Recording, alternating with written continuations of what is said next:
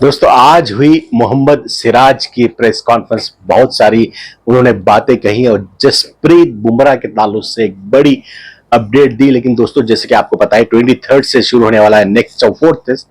क्या क्यों है परेशान टीम इंडिया का कैंप, इन सब पर बात करेंगे। वीडियो को आखिर तक जरूर देखें। दोस्तों बात हो रही थी मोहम्मद सिराज की। सिराज ने प्रेस कॉन्फ्रेंस में क्या कहा, उससे पहले हम सिराज के ताल्लुक से कुछ बात करना चाहेंगे। रिसेंटली 2-3 साल से सिराज कंसिस्टेंट परफॉर्मेंस देते आए हैं टीम के लिए। एक फास्ट बॉलर जो अनफिट बिल्कुल नहीं होता, जो मुकम्मल एक फिट है, एक एक रेडी टू गो जो बॉलर है, जो 100% अपने लिए देता है, जिसका जो डेडिकेशन है, जिसका जो कमिटमेंट है, या जिसका जो हौसला है, इसकी अब जाकर हर गोशे से, हर कॉर्नर से, चाहे वो फॉर्मर क्रिकेटर्स हों, चाहे फैंस हों, चाहे जर्नलिस्ट हों, जो क्रिकेट स्पोर्ट्स लवर्स हों, सब अब सिराज की तारीफ करने पर मजबूर हो गए हैं।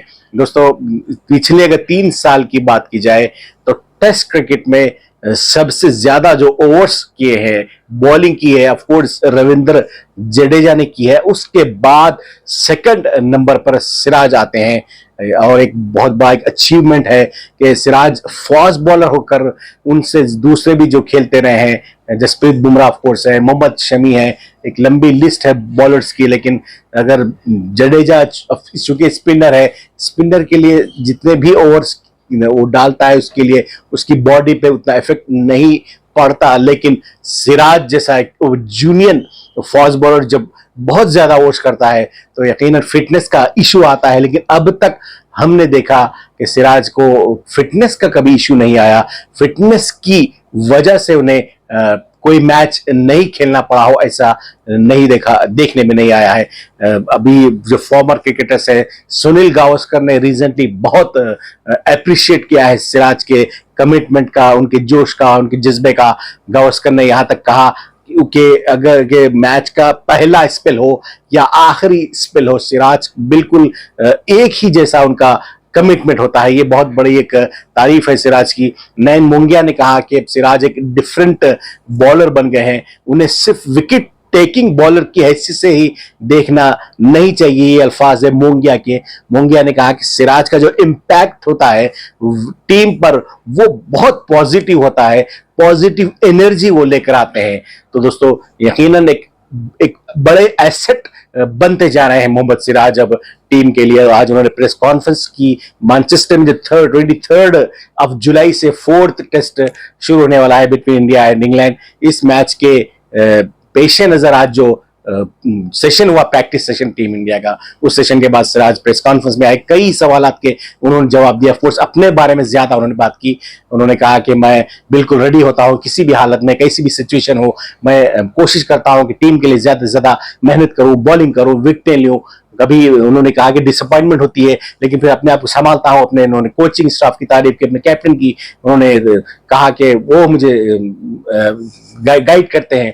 और उनसे एक सवाल पूछा गया अबाउट दी जसप्रीत बुमराह कि क्या 4th टेस्ट में बुमराह खेलेंगे, तो सिराज ने जवाब दिया जस्सी भाई 4था टेस्ट खेलेंगे। ये लाइन है, ये अल्फाज है, ये वर्ड है मोहम्मद सिराज की। दोस्तों एक अच्छी एक न्यूज आई है कि जसप्रीत बुमराह 4थे टेस्ट में नजर आएंगे, क्योंकि बुमराह और सिराज की जोड़ी यकीनन टीम इंडिया को जिता सकती है। इस मैच में सीरीज को लेवल करने में मदद मिल सकती है, क्योंकि जैसे कि हम बात कर रहे थे कि टीम इंडिया का जो कैंप है इस वक्त थोड़ा सा परेशान है, इंजरीज को लेकर परेशान है। 4थे टेस्ट में कहा जा रहा था कि अर्शदीप को शायद डेब्यू करने का मौका दिया जाएगा। अर्शदीप सिंह जिन्होंने लिमिटेड ओवर्स में अपने आप को प्रूव किया है, अर्शदीप का इंजरी का प्रॉब्लम हुआ है दोस्तों। इसी तरह जो ऑलराउंडर है, उभरते हुए ऑलराउंडर नीतीश कुमार रेड्डी इंजूर होकर अपने वतन वापस आ चुके हैं, इंडिया को वापस आ चुके हैं। और उसके अलावा जो दूसरे आकाशदीप को भी इंजरी का प्रॉब्लम है, वो भी रूल्ड आउट ऑलमोस्ट हो गए हैं फॉर दी फोर्थ टेस्ट। और इसी दौरान जो है अंशुल अंशुल कंबोज को जो है अब बिल्कुल बुलाया गया है इंडिया से, उन्हें शामिल किया गया है। फास्ट बॉलर है, आईपीएल में खेलते हैं। तो दोस्तों देखना है कि वो कैसा परफॉर्मेंस देते हैं। और एक वॉरिंग फैक्टर जो है ऋषभ पंत के ताल्लुक से, सीनियर बैटर ऑफ कोर्स हो गए ऋषभ पंत, और विकेट कीपर बैटर है, उनकी फिंगर का इशू है दोस्तों, जैसे पता है आपको, थर्ड टेस्ट के दौरान इंज्यूर हो गए थे, उन्होंने विकेट कीपिंग नहीं की, सिर्फ बैटिंग की, ऐसा लग रहा है कि 50-50% है। ये इतला पॉजिटिव जरूर रही कि वो धीरे धीरे सेहतमंद हो रहे हैं, फिट हो रहे हैं, लेकिन अब तक कंफर्म नहीं है कि बंद खेलेंगे या नहीं। एक ऐसी न्यूज भी आई कि अगर वो खेले हैं तो एक बैटर के हिस्से से खेलेंगे, विकेट कीपिंग नहीं करेंगे, लेकिन इस पर गावस्कर ने कहा कि ऐसा नहीं होना चाहिए, अगर पंत खेलते हैं तो मुकम्मल विकेट कीपर बैटर के तौर पर खेलना चाहिए। तो दोस्तों अभी सिचुएशन क्लियर नहीं है, और टीम इंडिया की, जैसे कि आपको सबको पता है कि मैच से बहुत पहले टीम इंडिया अपनी 11 जो प्लेयर्स है उसका अनाउंसमेंट नहीं करती। फाइनल 11 का announcement team India before the toss करती है। जैसे कि आमतौर पर दूसरी टीम है, इंग्लैंड होगी, ऑस्ट्रेलिया होगी, ये एक दिन पहले 24 घंटे पहले अपनी टीम का फाइनल 11 का अनाउंसमेंट ये टीमें कर देती हैं। लेकिन टीम इंडिया की ये रिवायत रही है, ट्रेडिशन रही है, या एक प्लान हमेशा की टीम इंडिया का रहा है कि टॉस से पहले फाइनल 11 का अनाउंसमेंट करती है। परसों यानी कि वेडनेसडे से चौथा टेस्ट शुरू होने वाला है। हम इस एंडरसन तेंदुलकर ट्रॉफी पर नजर रखे हुए हैं, सारी स्पोर्ट्स की दुनिया पर हम नजर रखे हुए हैं, क्या कुछ हो रहा है आपको सब कुछ हम बताते रहेंगे, अपडेट देते रहेंगे, एनालाइज करते रहेंगे। आप बस चैनल को लाइक करते रहे, शेयर करते रहे और सब्सक्राइब जरूर करें। बहुत बहुत शुक्रिया।